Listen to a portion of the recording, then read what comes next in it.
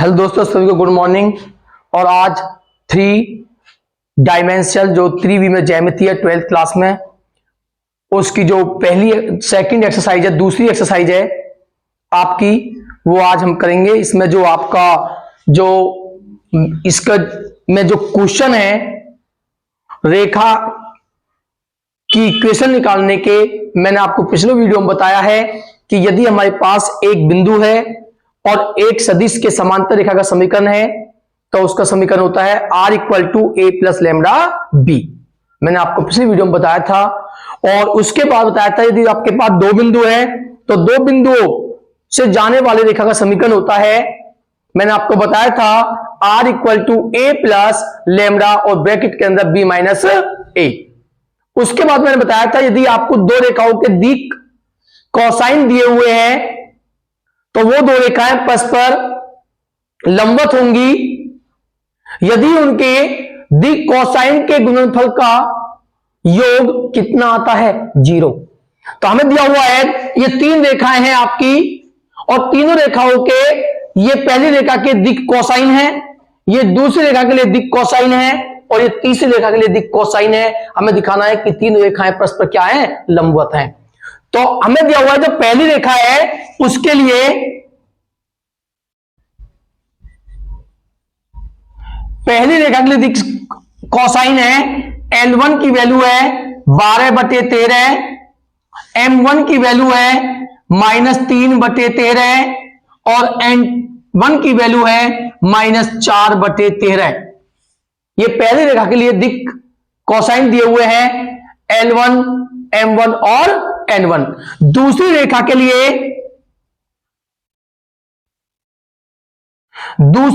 लिए हमें दिया हुआ है दिक कोसाइन 4/13, इसे मानते हैं L2, 4/13, M2 की वैल्यू दी हुई है 12/13 और N2 की वैल्यू दी हुई है 3/13।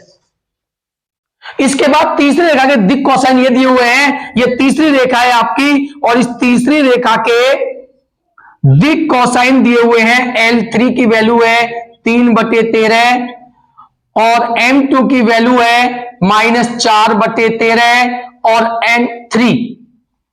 N3 की वैल्यू है आपकी 12/13। ये तीनों रेखाओं के हमने दिक कोसाइन L, M और N की फॉर्म में लिखे। हम जानते हैं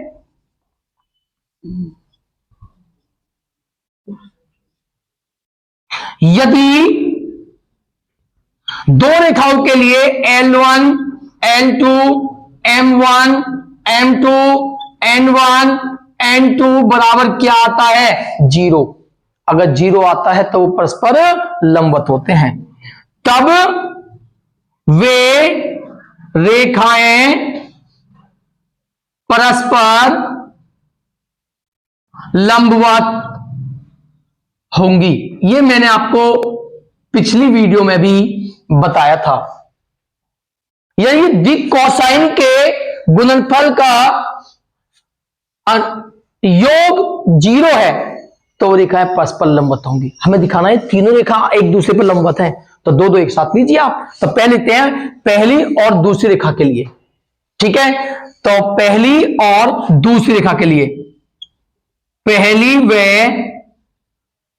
दूसरी रेखा के लिए निकालिए। पहली दूसरी के लिए क्या होगा? L1, L2 + M1, M2 + N1, N2 बराबर, बोलिए पहली रेखा के लिए L1 की वैल्यू क्या है? 12/13 गुना N2 की वैल्यू क्या है? 4/13 प्लस M1 की वैल्यू क्या है? -3/13। N2 की वैल्यू क्या है? 12/13 प्लस N1 की वैल्यू है -4/13 और N2 की वैल्यू है आपके पास 3/13। तो इनको सोल्व कीजिए। 12 चौक 48 और बटे 13 की 13 में गुना करोगे 169। अब देखोगे माइनस प्लस माइनस 12 36/169 और माइनस प्लस माइनस 4 तिया 12/169। तो आपका निकल के आता है माइनस के 36 माइनस के 12 माइनस के 48/169 और माइनस के 48/169 से प्लस के 48/169 क्या होगा, कैंसिल। तो क्या है आपका 0। तो पहली दो रेखा क्या है, लंबवत है। अब दूसरी और तीसरी को देखते हैं। तो दूसरी व तीसरी रेखा के लिए, अब दूसरी और तीसरी रेखा देखते हैं। तो दूसरी में क्या है 2 और तीसरी में क्या है 3। तो निकालेंगे L2 L3 M2 M3 N2 N3। Value रखेंगे तो L2 की वैल्यू है आपके पास 4/13 और L3 की वैल्यू है 3/13 प्लस M2 की वैल्यू है आपके पास 12/13 और M2 की वैल्यू है माइनस के 4/13 प्लस N2 की वैल्यू है 3/13 और गुना 12/13।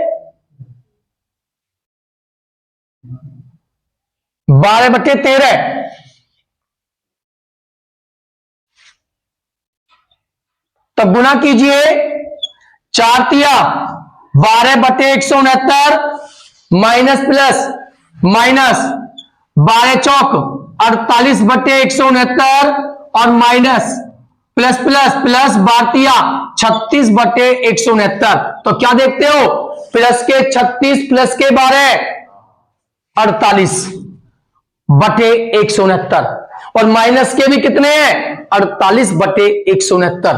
तो 48/169 प्लस के और 48/169 माइनस के कैंसिल हो गया, क्या है आपका 0। यानी कि दूसरी और तीसरी रेखा भी क्या है परस्पर लंबवत। अब देखेंगे पहली की और तीसरी रेखाओं को। तो पहली व तीसरी रेखा के लिए, अब पहली और तीसरी रेखा के लिए आप देखोगे तो आप देखोगे पहली के लिए L1, तीसरे के लिए L3, M1 M3 N1 N3 equal to. तो आप देखोगे L1 की वैल्यू क्या है आपके पास 12/13। तो आपके पास आएगा 12/13 और गुना L3 की वैल्यू 3/13 प्लस M1 की वैल्यू क्या है -3/13 और गुना M3 की वैल्यू क्या है -4/13 प्लस N1 की वैल्यू क्या है -4/13 और गुना M3 की वैल्यू क्या है 12/13 गुना कीजिए 12 36 169 minus plus minus minus plus और 4 12/169 और माइनस प्लस माइनस 12 चौक 48/169। तो प्लस के कितने हैं 12 और 36 48/169 और माइनस के भी 48/169। तो क्या आया 0। यानी कि पहली दूसरी तीसरी और पहली और तीसरी तीनों क्या नहीं है लंबवत है। तो इसका मतलब हुआ तीनों रेखाएं परस्पर लंबवत हैं। अतः तीनों रेखाएं परस्पर लंबवत हैं। ये आपका क्वेश्चन नंबर फर्स्ट कंप्लीट। इसके बाद क्वेश्चन नंबर सेकंड है आपका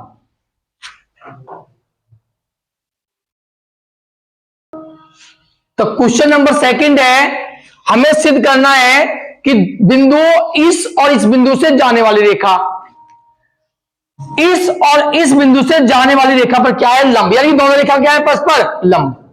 तो जो पहली रेखा है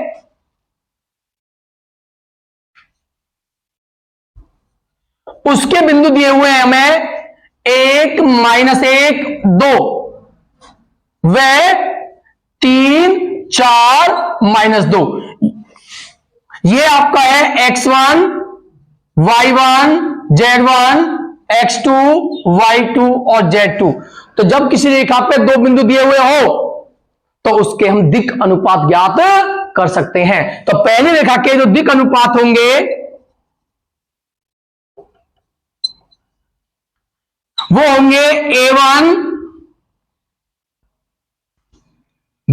b1 और c1। तो कैसे निकलते हैं? x2 - x1। तो बोलिए x2 की वैल्यू 3 - 1 = 2। बोलिए b की वैल्यू y2 - y1। y2 के प्लेस पर 4 में से माइनस करोगे -1, माइनस माइनस प्लस के 1 तो आपको जाएगा 5। c1 -2 में से माइनस करोगे, यानी कि आप लिखोगे पहले z2 माइनस का z1, तो -2 में से माइनस करोगे 2 तो आपका जाएगा -4। ये पहली रेखा के क्या निकाले आपने? दिक् अनुपात। इसी प्रकार दूसरी रेखा के लिए देखते हैं। तो जो दूसरी रेखा है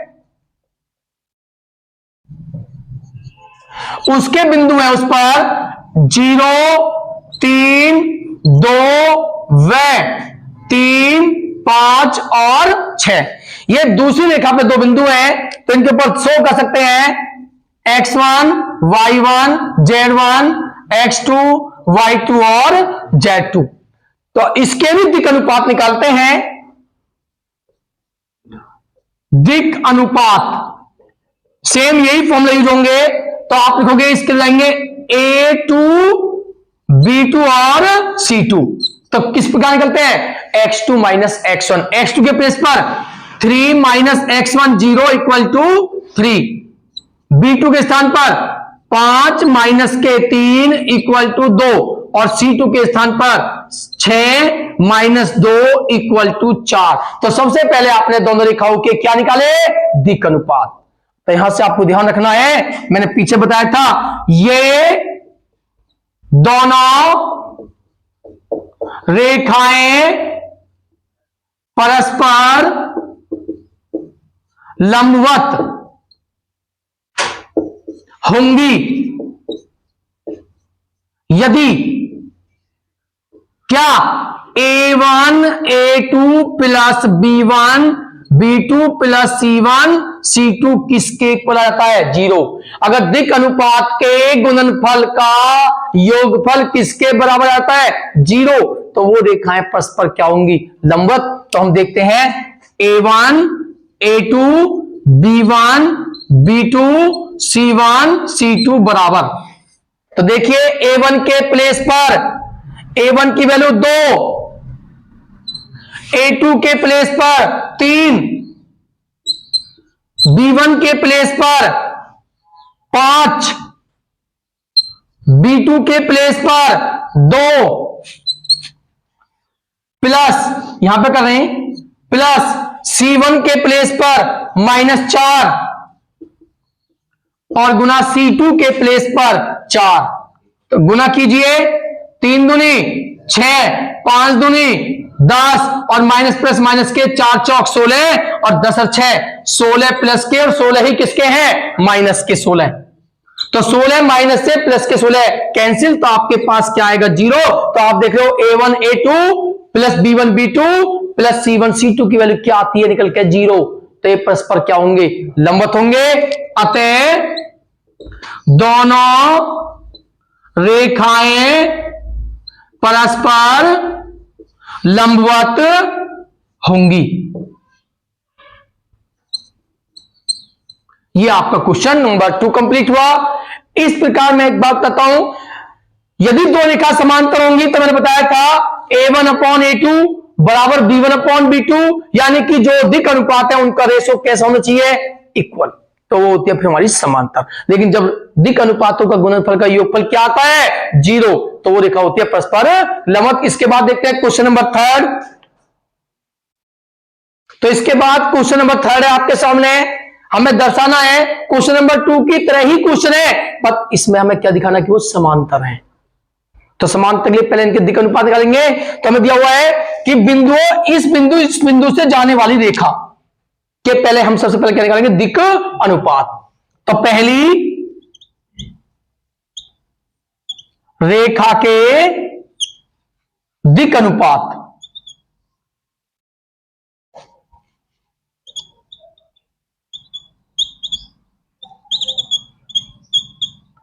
पहली रेखा के दिक् अनुपात निकालेंगे। तो पहली रेखा जो है आपके पास है, उस पर दो बिंदु हैं और वो है 4, 7, 8, वह 2, 3, 4। सबसे पहले इसके दिक् अनुपात निकालेंगे। इनके ऊपर शो करते हैं x1, y1, z1, x2, y2 और z2।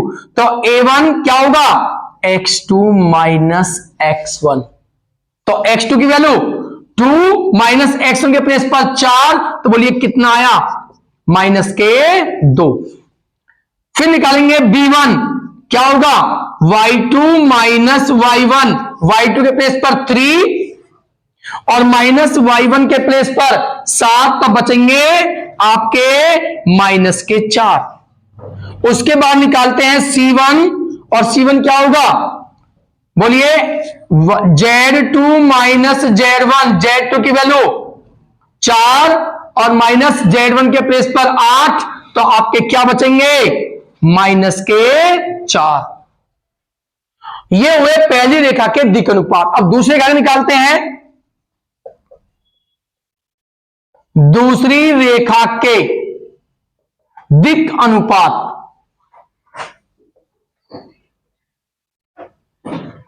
तो दूसरी रेखा जा रही है, इन दोनों बिंदुओं से होकर जाती है। तो दोनों बिंदु है आपके पास -1, -2, 1, व 1, 2 और 5। ये दूसरी रेखा के दो बिंदु हैं। इनके ऊपर शो करोगे x1, y1, z1, x2, y2 और z2। तो इनके दिक् अनुपात निकालिए। a1 x2 minus x1, x2 के प्लेस पर 1 माइनस x1 के प्लेस पर -1, माइनस माइनस प्लस के 1 इक्वल टू आपका हो जाता है 2। फिर निकालते हैं b1, b2, ये दूसरी रेखा के लिए 2 शो करेंगे। तो y2 माइनस y1, y2 के प्लेस पर है 2 और माइनस y1 के प्लेस पर है -2, तो माइनस माइनस प्लस के 2, तो आपके पास आता है निकलकर 4। इसके बाद निकालते हैं c2, तो हो जाएगा y2 माइनस y1, तो y2 के प्लेस Z2 माइनस Z1, तो Z2 के प्लेस पर 5 और माइनस Z1 के प्लेस पर 1 इक्वल टू आपका आता है 4। तो ध्यान रखना, दो रेखाएं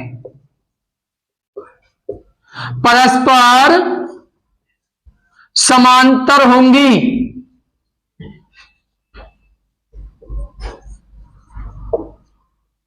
यदि A1 अपॉन A2 बराबर हो B1 अपॉन B2 बराबर हो C1 अपॉन C2। दो रेखाएं परस्पर आपकी लंबवत होती है, उसके लिए मैंने बताया है कि उनके गुणनफल का योगफल कितना चाहिए, 0। लेकिन दो रेखाएं परस्पर समांतर तब होंगी यदि उनके दिक् अनुपातों का अनुपात क्या हो, इक्वल हो।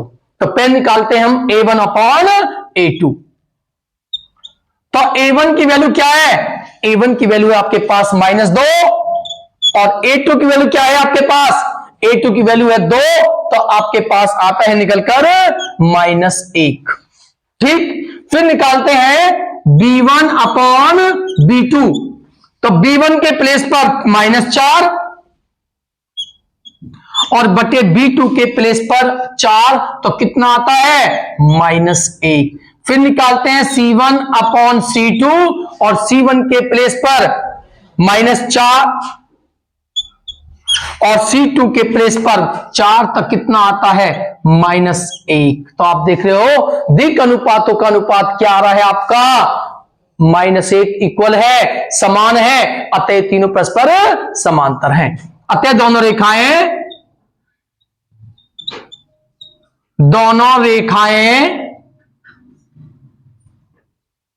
परस्पर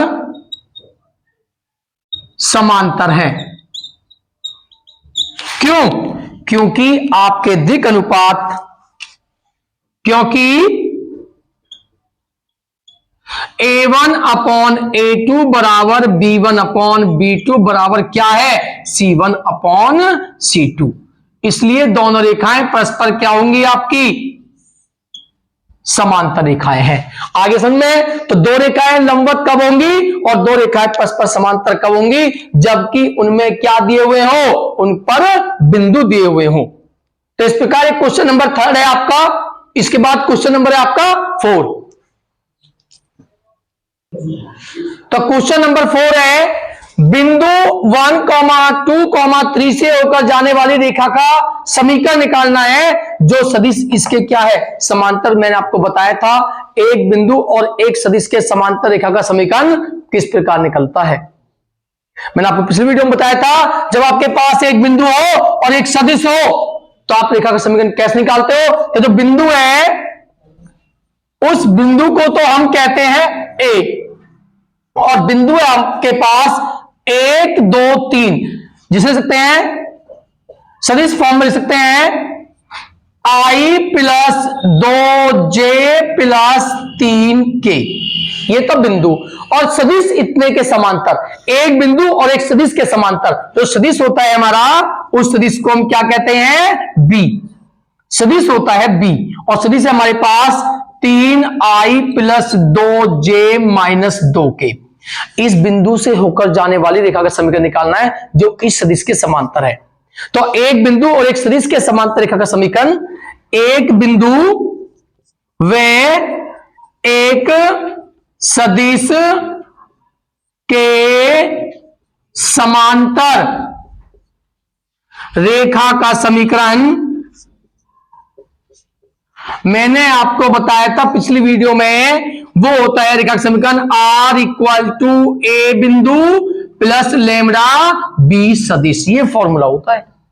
तो R इक्वल टू ए के स्थान पर I प्लस 2J और प्लस 3K प्लस लेमड़ा और B के स्थान पर है 3I plus 2J minus 2K। यहीं पर आप छोड़ सकते हो, यही आपका आंसर है। यहीं पे छोड़ सकते हो आप यहीं पे छोड़ देना, या आप क्या करोगे? I कॉमन लेके लेमडा की फॉर्म में भी दिखा सकते हो, लेकिन आपका आंसर यहीं पे कंप्लीट है। लेकिन आप इस तरह से भी दिखा सकते हो, R बराबर I कॉमन लीजिए तो यहां पे बचेगा आपका 1 और यहां पे I कॉमन लिया और 3 की लेमडा में गुना होगी तो प्लस क्या आएंगे? 3 लेमडा प्लस J कॉमन लीजिए, J कॉमन लिया आपने, यहां पे क्या बचा आपका 2 और यहां पे लेमडा की यहां पे गुना होगी, J कॉमन लिया तो प्लस क्या आएंगे आपके 2 लेमडा प्लस K कॉमन लीजिए तो आपका यहां पे क्या है 3 और प्लस जब लेमडा की -2 में गुना होगी माइनस के 2 लेमडा। तो ये आया है आपका रेखा का समीकरण। आप यहां पे भी छोड़ सकते हो और इस फॉर्म में भी आप दिखा सकते हो। ये क्वेश्चन नंबर आपका 4 कंप्लीट। इसके बाद में क्वेश्चन नंबर 5।